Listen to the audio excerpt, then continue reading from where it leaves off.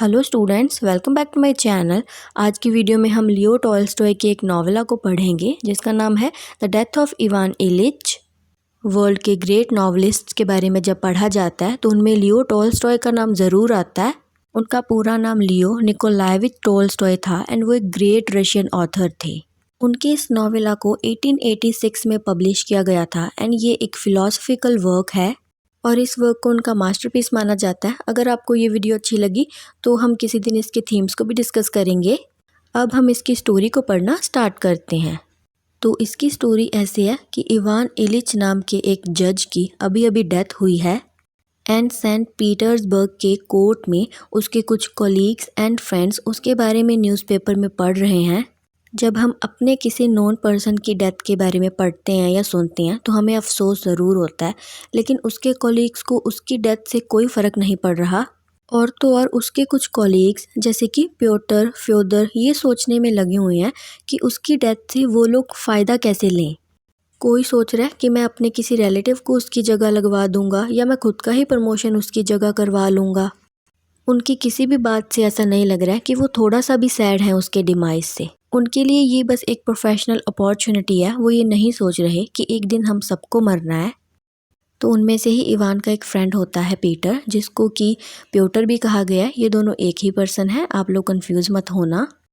उसके माइंड में एक बार के लिए ये बात ज़रूर आती है कि उसे इवान के फ्यूनरल पे जाना चाहिए, क्योंकि हम सब मॉर्टल हैं और हम ऐसा किसी के साथ नहीं कर सकते। तो वो फाइनली इवान के घर पहुंचता है। वहाँ पे वो सबके सैड फेसेस देखता है एंड वो देखता है कि उसका एक कोलीग श्वार्ट्ज वहाँ पे ऑलरेडी प्रेजेंट है और वो पीटर को देखकर विंक करता है, मतलब आंख मारता है एंड उसे स्माइल भी करता है, जिसका मतलब ये है कि वो वहाँ पे सच्चे मन से नहीं बैठा, बस एक फॉर्मेलिटी कर रहा है। वो इस सेरेमनी को जल्द से जल्द ख़त्म करके यहाँ से जाना चाहता है एंड बाद में फ़न करना चाहता है। हम कह सकते हैं कि वो यहाँ पर बैठा बोर हो रहा है। फिर पीटर इवान की वाइफ प्रस्कोविया से मिलता है एंड उसे भी देखकर ऐसा ही लगता है कि उसके टीयर्स भी फेक हैं। वो पीटर को एक रूम में ले जाती है एंड इवान की डेथ के बारे में उसे बताती है एंड रोती है।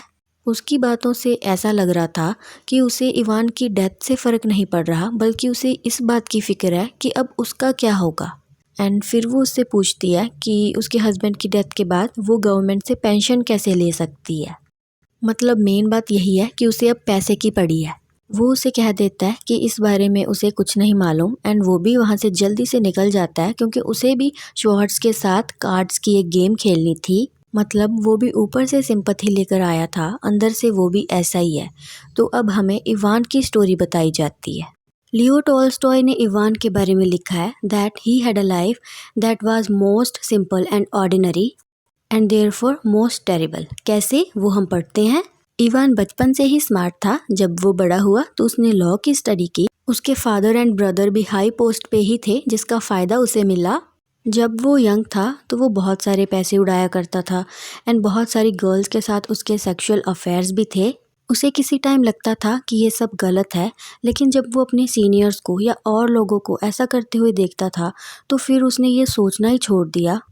वो सोचने लगा चलो जो है ठीक है। फिर उसने अपने करियर पे ध्यान देना स्टार्ट किया। वो अपने सोशल स्टेटस को सही रखना चाहता था। उसने असिस्टेंट के तौर पे काम करना स्टार्ट किया एंड फिर एक दिन मैजिस्ट्रेट भी बन गया। वो फाइन क्लोथ्स पहनता था एंड लोगों के सामने फॉर्मल बिहेव करता था। उसे इस बात की खुशी थी कि उसके पास कुछ पावर है।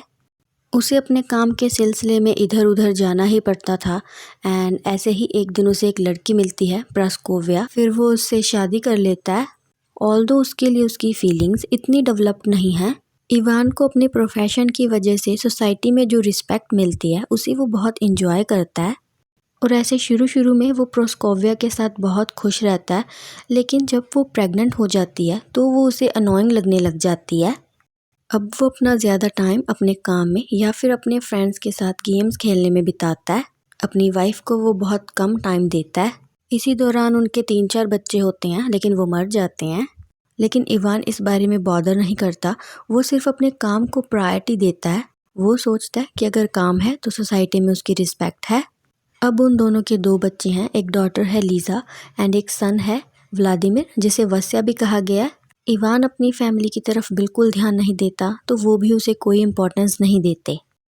उसकी पर्सनल लाइफ चाहे जैसी भी हो, वो अपने प्रोफेशनल वर्क को लेकर पूरा डेडिकेटेड रहता है और इस डेडिकेशन के बाद भी उसे प्रमोशन नहीं मिलता तो वो अपसेट हो जाता है। इस कारण वो सेंट पीटर्सबर्ग चला जाता है, जहाँ पर वो न्यू जॉब ले लेता है। उसकी सैलरी भी अच्छी होती है एंड वहाँ पर वो एक न्यू अपार्टमेंट भी ले लेता है। वो अपने इस न्यू घर को डेकोरेट करने का कोई मौका नहीं छोड़ता। एक दिन वो अपने घर में कर्टेन्स हैंग कर रहा था कि वो गिर जाता है एंड उसके फेस की साइड पे चोट लगती है एंड ये एक इंटरनल इंजरी होती है। पहले तो वो इसे इग्नोर कर देता है एंड अपने घर को सेट करने में लगा रहता है, अपनी फैमिली को यहाँ पर लेकर आता है, लेकिन धीरे धीरे वो पेन बढ़ने लगता है। अब ना उसके माउथ में एक अजीब सा टेस्ट आने लगता है जिसकी वजह से उसके मूड स्विंग्स होने लगते हैं। अब उसकी हेल्थ और बिगड़ने लगती है एंड वो बहुत सारे डॉक्टर्स को भी विजिट करता है, लेकिन कोई भी डॉक्टर उसे क्लियरली ये नहीं बताता कि उसकी कंडीशन कितनी सीरियस है। वो उसके टेस्ट कर देते हैं, उसे मेडिसिन दे देते हैं, लेकिन इससे कोई फ़र्क नहीं पड़ता और तो और उसकी हेल्थ डिटीरियोरेट होना स्टार्ट हो जाती है। उसकी वाइफ प्रोस्कोविया अपनी लाइफ नॉर्मली ही जी रही है। उसे इवान की इंजरी से कोई ख़ास फ़र्क नहीं पड़ता और उसकी डॉटर लीज़ा भी अपनी लाइफ को फुली एंजॉय कर रही है। वो इवान को लेकर इतना सीरियस नहीं है क्योंकि उन्होंने ये शायद इवान से ही सीखा है। अगर वो इनकी तरफ ध्यान देता तो ये भी आज उसकी केयर करती। मोरोवर जब इवान पेन में आवाज़ें निकालता है तो लीज़ा इरिटेट होती है। वो कहती है कि मुझे यहाँ पर कोई डिस्टर्बेंस नहीं चाहिए। जब इवान पूरी तरह से बेड पे आ जाता है तो वो ये रियलाइज़ करने लग जाता है कि हाँ, अब वो मरने वाला है और यहीं से उसकी रिडेम्पशन स्टार्ट हो जाती है। जो चीज़ें पहले वो एंजॉय करता था, जैसे कार्ड्स खेलना, अपने काम पे जाना, वो चीज़ें अब उससे दूर हो गई थीं। उसके पास बचा था तो pain, suffering and impending death. उसने ये कभी भी नहीं सोचा था कि वो इस हालात में आ जाएगा या फिर वो कभी मरेगा भी। वो ये भूल गया था कि मॉर्टेलिटी तो एक यूनिवर्सल फिनोमिना है एंड हम सबको एक दिन मरना है, चाहे हम कितने भी अमीर हैं या कितने भी गरीब। उनका एक सर्वेंट होता है गेरासिम, वो ही उसके लिए कंपैशनेट होता है एंड वो उसकी प्रॉपर केयर भी करता है। उसका सन वासिया भी उसके लिए सिंपैथी रखता है, लेकिन उसकी डॉटर एंड उसकी वाइफ ऐसी नहीं है। फिर इवान को ये भी रियलाइज़ होता है कि उसकी पूरी लाइफ सेंसलेस रही है। वो कहीं भी पूरा दिल से खुश नहीं था अपने बचपन को छोड़कर। उसकी वाइफ एंड डॉटर को तो अभी भी उसके लिए कोई कंसर्न नहीं, उल्टा वो तो ओपेरा शोज़ को डिस्कस करती हैं। फिर वो गॉड को भी क्वेश्चन करता है कि मैंने तो अपनी लाइफ को पूरे सही तरीके से जिया है, फिर मेरे साथ ऐसा क्यों? इसका तो कोई जवाब ही नहीं हो सकता क्योंकि ऐसा तो सबके साथ होना ही है। अब उसका लास्ट टाइम नज़दीक आ रहा है एंड उसके फ़िज़िकल पेन के साथ साथ उसका मेंटल पेन भी इंक्रीज़ होते जा रहा है। अपने लास्ट मोमेंट्स में वो और चीखना चिल्लाना स्टार्ट कर देता है, लेकिन जब उसका सन उसके हैंड पे किस करता है तो वो थोड़ा शांत होता है एंड फाइनली वो इस चीज़ को एक्सेप्ट करता है कि हाँ, उसकी लाइफ एक फेलियर रही है।